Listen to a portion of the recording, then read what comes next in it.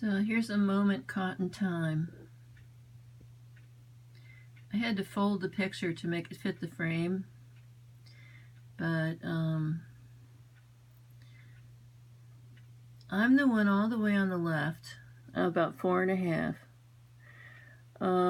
Next to me is my cousin Kevin, and then my brother is in the middle, and my cousin Karen is next to him, and then my little baby sister Jan is she's only like a couple months old, but she looks like she's looking over at her big brother like, who the heck is he? Or whatever, I don't know what. But those are my dad's parents. I wish you could see my grandfather better, but Kevin's head is right in front of him. And he's the French Canadian. And my grandmother, her name was Alice, and she was basically English because she grew up in Welland. It's right near Niagara Falls in Ontario. And but they both met in Detroit, even though they were both born in Canada. And that's why, let me see, Karen and Kevin are Sally's kids, my dad's sister. And it's funny how Karen has the same look on her face, even though, you know, she's like, geez, I don't know, 60. She still has those little round cheeks and that cute little smile. It's funny how your facial features tend to pretty much stick with you your entire life. But, you know, I was having these thoughts about, you know, like how different time is, your relationship with time, how when you're a kid it seems like time lasts forever, like a day just takes forever to get through. And then as you grow older, I guess you just get busier and the days go by a lot faster. But you know, at some point it seems like you just never have enough time to get everything done that you need to do. And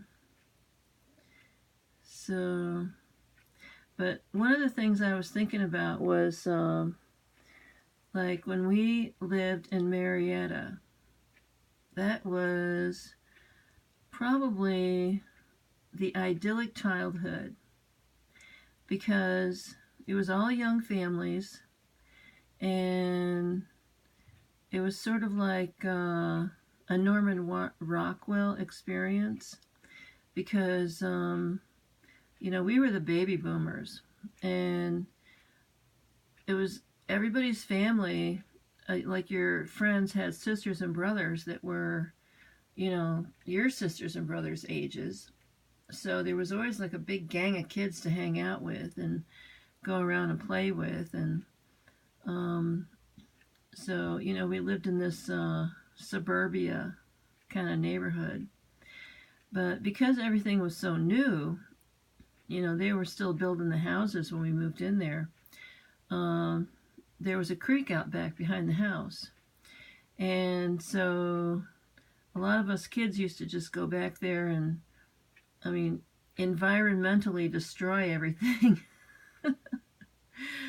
I mean, if I was an adult now and I saw what kids were doing, like what we were doing to that creek sometimes, I'm like, I would have been outraged.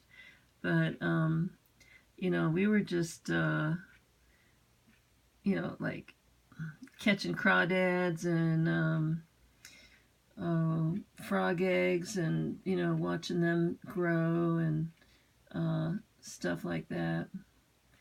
And our parents were like, okay, you know, they just turned us loose and we just, you know, ran around like we were just free, and, you know, nobody was going to get hurt, and everybody kind of watched out for everybody, and all the parents knew all the kids, and because all the kids knew each other, the parents all knew each other, and they used to have these like neighborhood parties and stuff. And my mom used to sew. You know, her generation, they didn't have a lot of, I don't know, store bought clothes or whatever, you know. Uh, like, I'm trying to think. Well, she was born in 1924, but she was the youngest of five girls. And they all sewed. And so, you know, that was just a normal thing. You know, people made their own clothes. And so when I was growing up, I remember sitting by the edge of the sewing machine watching my mom sew. And, you know, she would make most of our clothes until we finally got to the point where, you know, we didn't want homemade anymore.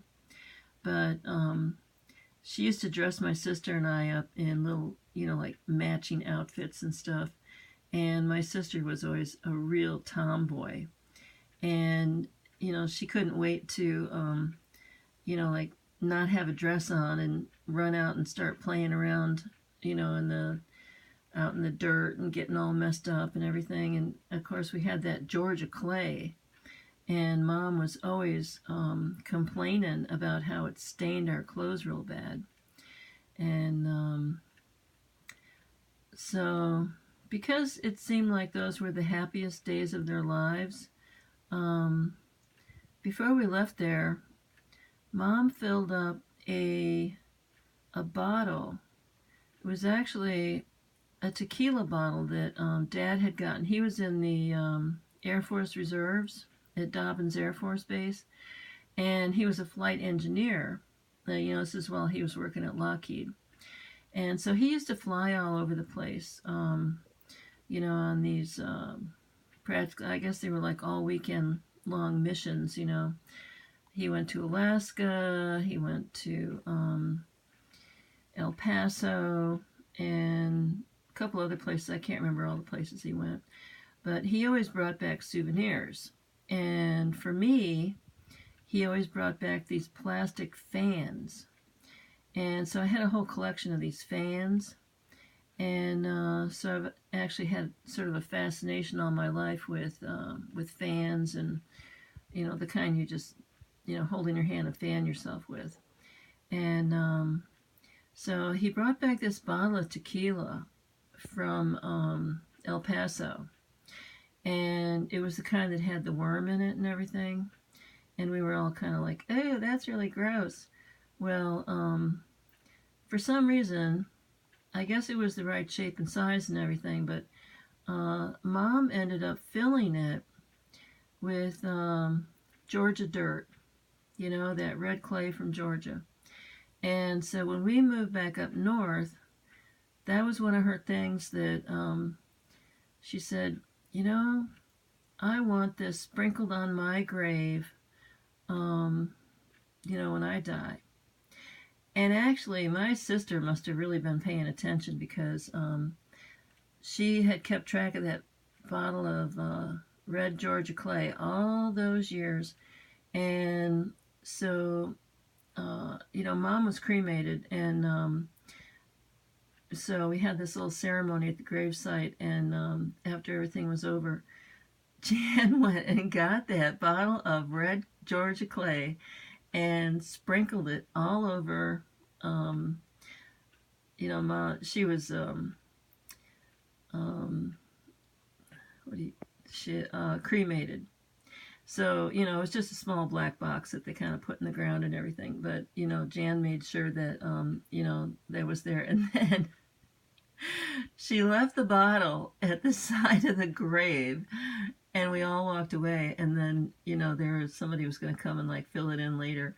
So, you know, we used to, you know, like laugh about, I wonder what they thought, you know, about this tequila bottle that was left at this gravesite. But so one of the things about, you know, sitting and watching Mom sew all the time was, well, she actually taught this neighbor girl she gave her sewing lessons, and she was probably like 5 years older than me. So I can remember sitting in on the sewing lessons, and they would let me play around with the scraps of fabric.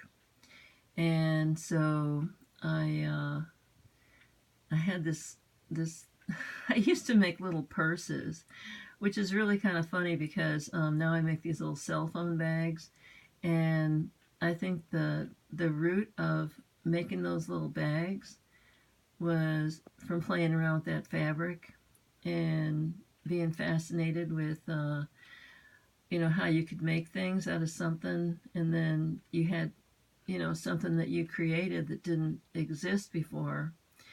And I don't know, I've always had a real satisfaction of making things and being creative and working with my hands. And so anyway, I was just sitting here thinking about, I have spent a bit of time this evening watching some of those YouTube news channels about some of the stuff that's going on right now. And there's all this deep state stuff that's starting to come out about the I don't know what you call it, really, the shadow government.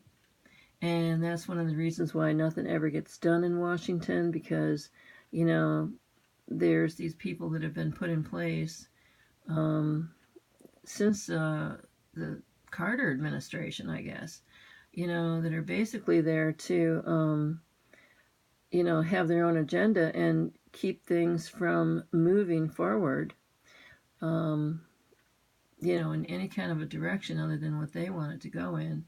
And so everything's gotten stagnant, and these other agendas are going on and all this kind of stuff. Well, I finally just had to turn it all off and play with the cat for a while, and then get some peace and quiet. So I thought I'd make another little video, because it's kind of funny, but I actually enjoy watching my own videos. So I'm glad that there's some of you guys out there that also enjoy watching my videos, and me reminiscing about my life and stuff like that. So I'll talk to you guys later.